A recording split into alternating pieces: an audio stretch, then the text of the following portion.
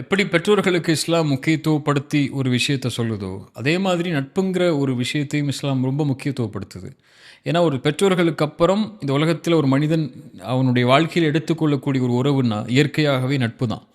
ரசூலுல்லாஹி ஸல்லல்லாஹு அலைஹி வஸல்லம் அதனால தான் சொன்னாங்க, ஒரு மனிதன் எப்படி இருப்பான்னா, அவன் நண்பன் எந்த வழியில இருப்பானோ, அதே வழியில தான் அவன் இருப்பான். "ஃபல்யன்துரு அஹதுக்கும் மன் யுகாலில்." அதனால ரசூலுல்லாஹி ஸல்லல்லாஹு அலைஹி வஸல்லம் சொன்னாங்க, "நீங்க யாரை நண்பரா தேர்ந்தெடுத்துக்க போறீங்கன்னு பார்த்துக்கோங்கன்னாங்க." சுல்லல்லாஹு சொன்னாங்க, நல்ல நண்பனுக்கும் தீய நண்பனுக்கும் உள்ள உதாரணம், நறுமணக் கடையில வேலை செய்யக்கூடியவன், அதாவது ஸ்ப்ரே அத்தர் கடையில வேலை செய்யக்கூடியவனுக்கும், ஒரு இரும்பு பட்டையில வேலை செய்யவனுக்கும் உள்ள வித்தியாசத்த மாரினாங்க. நறுமணக் கடையில வேலை செய்றவனோட நட்பு வச்சீங்கன்னா, ஒண்ணு அவன் டெஸ்டர் குடுப்பான், அல்லது அவன் விப்பான், அத வாங்கிப்பீங்க, இல்ல அது நறுமணமாவது உங்களோட இருக்கும். தொழுகையாளியோட நட்பு வச்சீங்கன்னா, ஒண்ணு நீங்க தொழுவீங்க, அல்லது அட்வைஸ் குடுப்பான் உங்களுக்கு, அல்லது தொழுகை இல்லனாலும் கூட, ஓகே தொழுகணும் அப்படிங்கிற ஒரு எண்ணமாவது உங்க வாழ்க்கையில ஏற்படும். இல்லையா?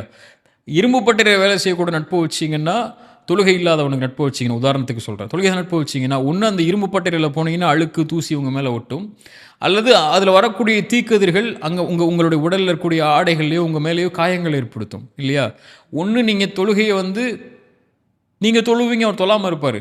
தொழுகை இல்லாதவரோட நட்பு வச்சீங்கன்னா என்ன ஆகும்னா, ஒண்ணு தொழுகைய நீங்க விடுவீங்க ஒரு நாள், அல்லது தொழுகைய விடுறத பாவமா கருத மாட்டீங்க.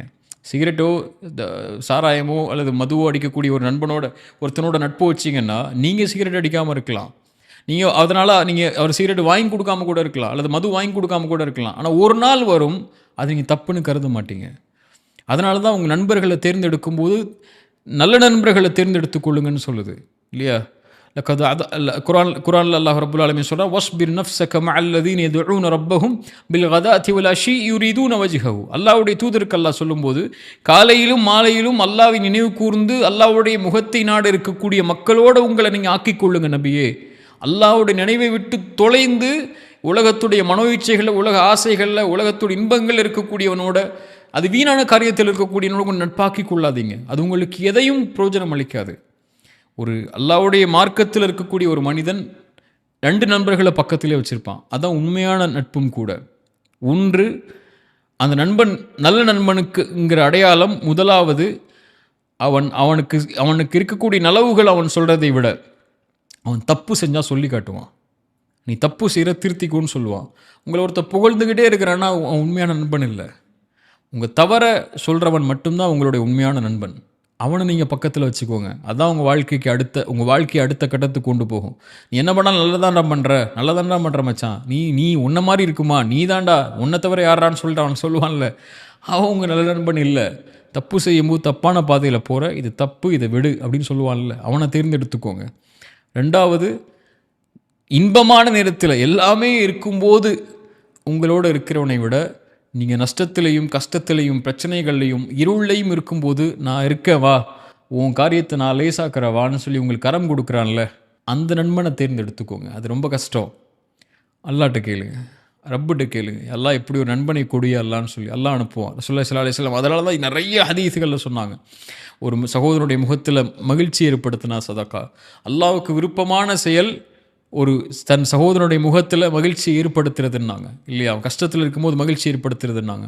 ரசூலுல்லாஹி ஸல்லல்லாஹு அலைஹி வஸல்லம் சொன்னாங்க, யார் ஒரு சகோதரனுடைய சிரமத்தை எளிதாக்குவானோ, அல்லாஹ் அவனுடைய சிரமத்தை மறுமையில் எளிதாக்குவான்னாங்க.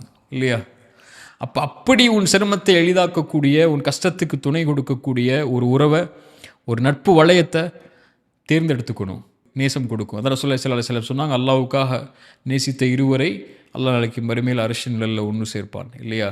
அல்லாஹ்வுக்காக நேசிக்கிறாங்கன்னா அவங்க தோழர்களாக தான் இருப்பாங்க. அப்படிப்பட்ட தோழமை தான் மிக முக்கியமானது இந்த காலகட்டத்தில. அது மிகமா சோஷியல் மீடியாலயும் சரி. நீங்க நேர்ல பழகுறது மட்டும் இன்னைக்கு அதிகமா இல்ல. யாரும் இன்னைக்கு நேர்ல பார்த்து பேசுறதெல்லாம் இல்ல.